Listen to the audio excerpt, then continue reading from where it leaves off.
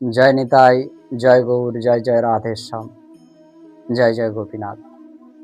1433 সাল, সামনে বাংলা সনের মহা বৈশাখ মাস। এই বৈশাখ মাসেতে কি করণীয়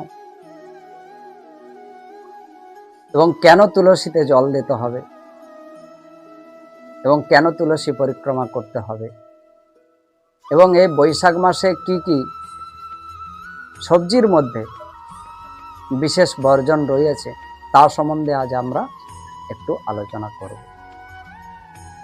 সনাতন ধর্মের বছরের মধ্যে 3টি মাস অতি গুরুত্বপূর্ণ মাস: দামোদর ব্রত মাস অর্থাৎ কার্তিক মাস, আর মহাবৈশাখ মাস,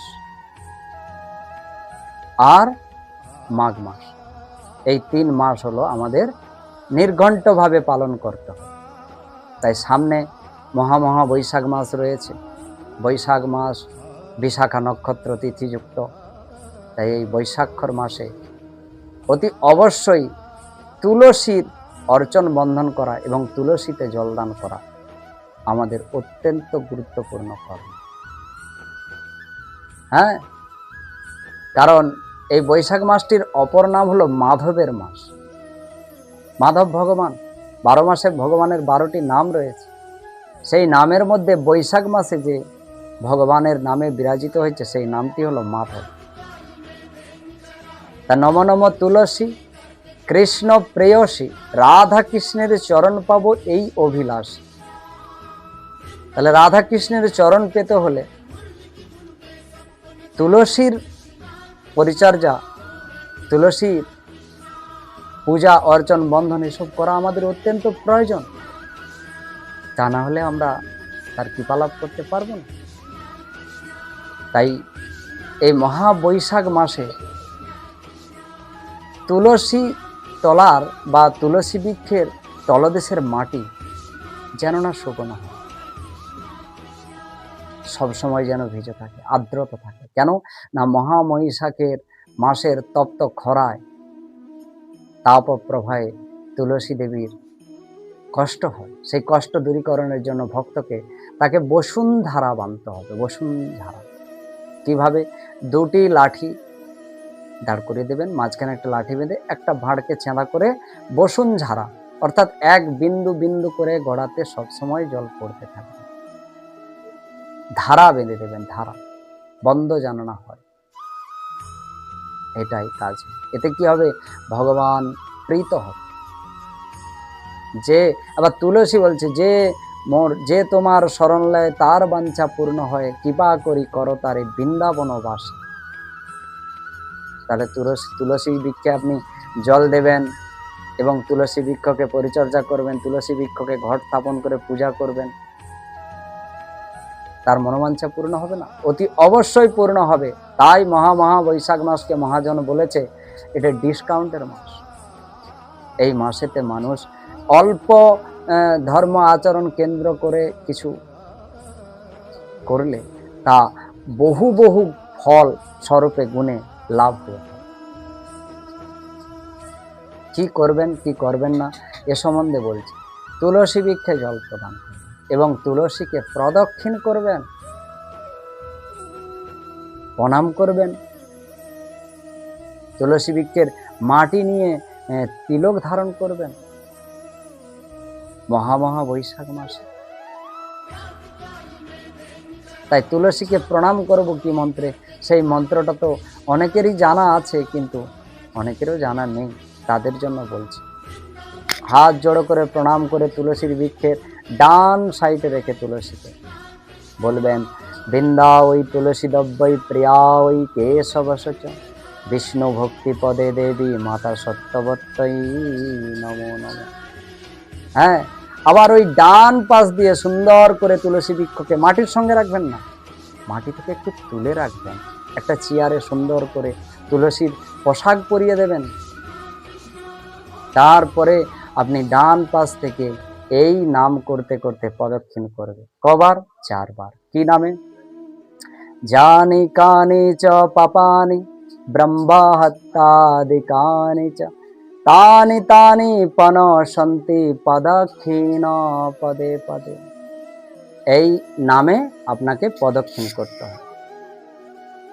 তারপর যদি তুলসীতে জল দান যখন করবে, এটা গুরুত্বপূর্ণ বিষয়। জল নিলে গড়গড় করে ঢেলে দিলে তা তো হবে না। তুলসীতে জল দেওয়ারও মন্ত্র রয়েছে। তুলসীতে জল দেওয়ার সময় খুব সাবধানে, তুলসী বৃক্ষের ছায়া যেন আপনার পদতলে না পড়ে। পরিক্রমা করিবার সময়ও খুব সাবধানে, তুলসী বৃক্ষের ছায়া যেন আপনার পদতলে না পড়ে, আপনার শরীরে না পড়ে। সুন্দর করে প্রদক্ষিণ করতে হবে। আর কি না, তুলসী বৃক্ষেতে জল প্রদান করতে হবে। সেই জল প্রদানকারীর মন্ত্র কি জানো? অনেকেই জানে, না নয় সবাই জানে, কিন্তু কিছু আমার মতো অধম জানে না। তাদের জন্য আমি বলছি, হ্যাঁ, আপনারা শ্রবণ করুন। ওং গোবিন্দ বল্লভাং দেবী ভক্তি চৈতন্য কারিণম সানপয়ামি জগদ্ধাত্রীং কৃষ্ণ ভক্তি প্রদায়িনে। এই বলে তুলসী বৃক্ষে জল প্রদান করবেন 4 বার। আর তুলসী বৃক্ষের মাটি নিয়ে কপালে তিলক করবেন। দেখবেন আপনার পরমার্থ ভক্তিতে অগ্রসর হয়ে যাবে। রাধা কৃষ্ণের কৃপা, চরণলাভ, আশ্রয়, গুরুচরণ সব কিছু ওই তুলসী দেবীর কৃপাতে পেয়ে যাবে। তুলসী দেবীর কৃপা নেই? তুলসী দেবী না থাকলে কীর্তন ভাগবত গাওয়া যায় না। হ্যাঁ, তুলসী তো সাক্ষী দেবে শেষের সময়। আমরা যে মরে যাই, আমাদের যে দেহ সংস্কার করে, তারপর কি হয়? একটা তুলসী দল বৃক্ষকে ওখানে স্থাপন করা হয়।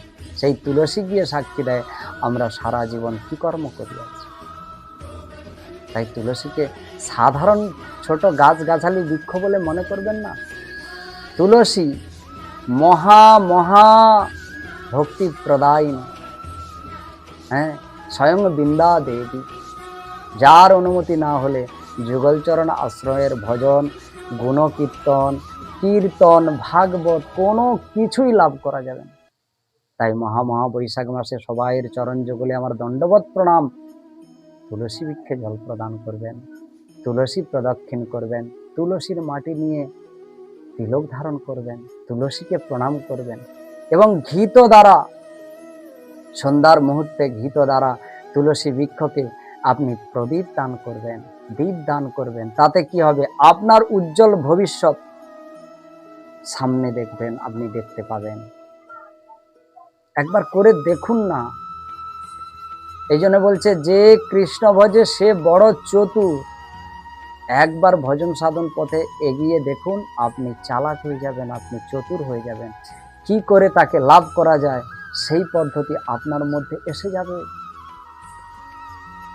তাই মহাবৈশাখ মাসে তুলসী বৃক্ষে অতি অবশ্যই জল দান করতে হবে।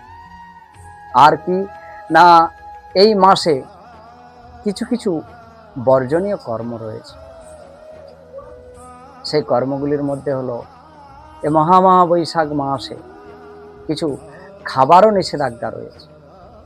সেই খাবার নিষেধাজ্ঞার মধ্যে রয়েছে কি? বটবটি, পেঁয়াজ, রসুন, মাছ, মাংস, উচ্ছে, বেগুন, পটল। আচ্ছা, এগুলো খেতে না কেন বলছে বলো তো? এগুলি না খাওয়ার কারণ এটাই যে আমাদের ব্রতটা যাতে না নষ্ট হয়। আমাদের বাড়িতে পুজো হলে ব্রাহ্মণরা আগের দিন বলে পুরো পরিবারকে নিরাম করতে হবে। কেন? যাতে ওই অখাদ্য কুখাদ্য যে আমরা খেয়ে থাকি তার মধ্যে যে গ্যাস, তার মধ্যে যে দুর্গন্ধ সুবাস আমাদের শরীরে থাকে, তাই আমরা যজ্ঞ পূজাতে সংকল্প বুঝতে গেলে ব্রাহ্মণ বলে হবে না, আগের দিন তুমি নিরাম খাও, তাহলে তোমার শরীরটা শুদ্ধ হবে। সেই রকম যদি শুদ্ধ শরীর নিয়ে এই বৈশাখ মাসের ব্রতটি পালন করতে হয়, তাহলে এই খাদ্যগুলিকে খেতে না বলছে এগুলি কি অশুদ্ধ? না, এগুলির মধ্যে এমন বস্তুতত্ত্ব রয়েছে যা শরীরের উত্তেজনা বৃদ্ধি করবে। উত্তেজনা বৃদ্ধি করলে শরীর উত্তেজনায় সাড়া দেবে, উত্তেজনায় সাড়া দিতে থাকলে তার কর্ম সম্বন্ধ রেডি হয়ে যাবে। আর যে কর্ম করলে গোবিন্দের উপাসনায় ব্রত রাখা যায় না, সেই ব্রতগুলি নষ্ট হয়ে যাবে। যার জন্য মহাজনেরা বলছে এই বস্তুগুলি না খেলে ভালো। প্রথম কথা তো মাছ মাংস একবারে না, পেঁয়াজ রসুন তো খাওয়া হবে না।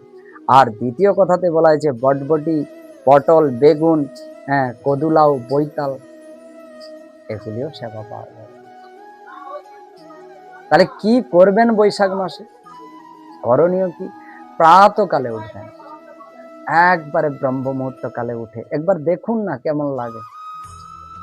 বাহ্যিক কর্ম সেরে, স্নান টান সেরে ভগবানকে একটু আরতি লাগান, লাগার পরে জপমালার ব্যাগটা নিয়ে একটু বসে জপ করুন। তা না হলে একটু বাইরে গিয়ে হরিনাম সংকীর্তন করে আসুন, ভ্রমণ করে আসুন। দেখুন না ভোরের বাতাসটা কত শীতল, কত স্নিগ্ধ শরীরের মধ্যে লাগে। কেন বলতো ভোরের বাতাসটা এত শীতল, এত স্নিগ্ধ কেন?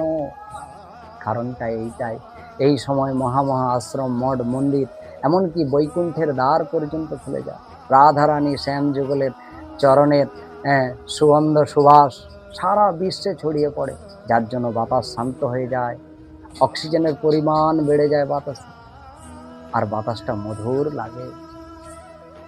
তাই ভোরের বাতাস খুব সুন্দর, এই বাতাসটা পেতে হবে। পেলে কি হবে? শরীর তরতাজা হবে, ভক্তিতে মন আছে। সূর্য উদয়ের আগে উঠে ভগবানের ক্রিয়াকর্ম করলে ব্রহ্ম শক্তি লাভ হয়। আর সূর্য উদয় হয়ে অনেক উঁচুতে উঠে গেলে তারপরে যদি ক্রিয়া করেন ভগবানের, তাতে ব্রহ্ম শক্তি ক্ষয় হয়। সূর্য আপনার শরীরের ভিতরে যত ভক্তি ব্রহ্ম তেজ আছে তা শোষণ করে নেয়। এই জন্যে সাধক, সাধিকা এবং ভক্তিমতী মা ও বাবাদের ক্ষেত্রে বলা হচ্ছে যে আপনাদেরকে একটু ভোরবেলা সূর্য ওঠার 1 ঘন্টা 36 মিনিট আগে উঠতে হবে। উঠে আপনাকে বাহ্যিক কর্ম সেরে ঠাকুর পুজো করে, আরতি বন্দন করে, জপমালা নিয়ে একটু জপ করতে হবে। এই বৈশাখ মাসে রয়েছে এই সব নিয়ম। মহা বৈশাখ মাস। এই বৈশাখ মাসে যদি আপনি বাড়িতে ভাগবত করান, প্রসাদ অন্ন দান করেন, তাতেও মাধব শ্রী ভগবান খুব খুশি হয়। তুলসীতে জলদানে যতটা খুশি হয়, ভাগবত আস্বাদন করলে, ভাগবত পঠন পাঠন করলে, ভাগবত গৃহেতে দান করলে, ভাগবত পাঠ করালে, ভক্ত সেবা দিলে, এতে গোবিন্দ আরো প্রসন্নতা লাভ। তাই এতে আরো প্রসন্নতা লাভ করে। এবং এই মাসে গীতা দান করবেন, জপমালা দান করবেন, যথাযোগ্য সময়। মহামহা বৈশাখ মাস, এই মাসটাকে বলা হয়েছে পবিত্র প্রৌত মাস। এই মাসে তুলসীর গোড়া ভিজে রাখতে হবে, কখনো যেন শুকিয়ে না, শুকিয়ে গেলে কিন্তু ভক্তি না। তাই বৈশাখ মাসকে মাধবের মাস বলা হয়। পদ্ম পুরাণে বলা হয়েছে এই মাসে তুলসী পূজা, জলদান ও করলে তুমি গোলক বৃন্দাবনের পথের যাত্রী হয়ে যাবে। তুমি গোলক বৃন্দাবনে চলে যেতে পারবেন এবং সেখানে গিয়ে তুমি রাধারানী শ্যামচাঁদের সঙ্গ লাভ করতে পারবে। এত বড় মহিমা রয়েছে এই মহা বৈশাখ মাসের মাহাত্ম্য। মহা বৈশাখ মাসে বেশি করে ভক্ত সেবা দেবেন, জলদান করবেন, পশু পাখিদের জন্য গাছপালাতে জলদান করবেন, তাতেও মঙ্গল হবে। তুলসী বৃক্ষতেও জলদান করলে যতটা পুণ্য লাভ হয়, অতিথিকেও জলদান করলে ততটা পুণ্য লাভ। অতিথি সেবা দেবেন এই মহা বৈশাখ মাসে, অতিথিকে বাড়ি থেকে ফিরিয়ে দেবেন না। তাই তো আমার মহাপ্রভু বলেছে, গৃহস্থ হইয়া যে অতিথি সেবা নাহি করে, অধম বলিয়া জানিবে তাহারে। যদিও থাকে তোমার গৃহে পূর্ব দৃষ্টি দোষ, তবু না ভূমি তৃণ জল দিয়া তারে করিবে সন্তোষ, ফিরাইয়া দেবেন। যদি আমার ঘরে হয়তো খুব অবস্থা খারাপ, তবু তুমি 1 গ্লাস জল পান করিয়ে দেবে, একটু ভূমি বসার জন্য জায়গা দেবে, এইভাবে সন্তোষ করিয়ে দেবে, কিন্তু ফিরিয়ে দেবে। এই কথা আমার মহাপ্রভু বলেছে। তাই মহা বৈশাখ মাসে নিজেদের আচরণটাকেও ঠিক রাখতে হবে। কলহ, ঝগড়া, ঝাঁটি এসব থেকে দূরে থাকতে হবে, অসৎসঙ্গ থেকে দূরে থাকতে হবে, বেশি বেশি করে নামমালা জপ করতে হবে, যেখানে ভাগবত হয় শ্রবণ করতে যেতে হবে, যেখানে পরিক্রমা হচ্ছে সেখানে গিয়ে যোগদান করতে হবে। এইগুলি হলো মহা বৈশাখ মাসের মহিমা। বৈশাখ মাসে ব্রত রাখবেন, আর যত রকমের ঝগড়া ঝামাল আছে সব জড়িয়ে যাবেন, কিছু লাভ হবে। ব্রত রাখবেন তো গোবিন্দের চরণে আশ্রয় করে তার লীলা কীর্তন গুণগান শ্রবণ এই করেই দিনচর্যা চলে। তাহলে কি কাজ বন্ধ করে দেবেন? না, কর্ম চলবে। কর্মের ভেতরে থেকেও ধর্ম করা যায়। অর্জুনকে তাই তো গীতাতে বলেছে, কর্মের নৈব অধিকারস্তমা অর্জুন ফলে শুনা কদাচন। তুমি কর্ম করে যাও, ফল তো আমি প্রদান করি। তাই এই মাসে যেই কথাগুলি বললাম সেই কথাগুলি অতি অবশ্যই পালন। এই মাসে, এই বৈশাখ মাসের মাহাত্ম্যের মধ্যে তুলসীতে জলদান, তুলসীতে পরিক্রমা এবং তুলসীকে প্রণাম, এই মাসটাতে খুব পবিত্র, খুব পবিত্র। এবং কি করবেন, সব সময় ধ্যান দিয়ে, শেষ যার ভালো সব তার ভালো, তুলসীকে ডান দিকে রেখে প্রণাম করবেন। ডান দিকে রেখেই পরিক্রমা করবেন। তুলসীকে ঘট স্থাপন করে, আমরা বল্লভ মাটির ঘট দিয়ে কত সুন্দর করে ফুল মালা চন্দন দিয়ে তাকে পুজো করা যায়। এইভাবে মহা বৈশাখ মাসটাকে উদযাপন করতে হবে। মহা বৈশাখ মাসটি ভগবান আমাদের জন্য প্রেরিত করেছে। তাই আমাদেরকে মহা বৈশাখ মাসের নিয়মগুলি মেনে চলতে হবে। জয় নিতাই, জয় গৌর, জয় জয় রাধেশ। সবাই ভালো থাকবেন।